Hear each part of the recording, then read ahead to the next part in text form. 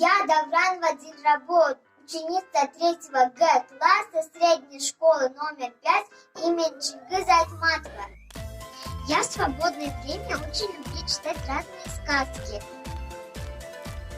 Одна из любимых сказок «Лиса и муравей». В этой сказке главный герой Лиса и муравей. Мне понравился муравей, потому что он трудолюбивый, умный и стильный. В этой сказке Лиса и муравей посадили пшеницу, но всю работу сделал муравей.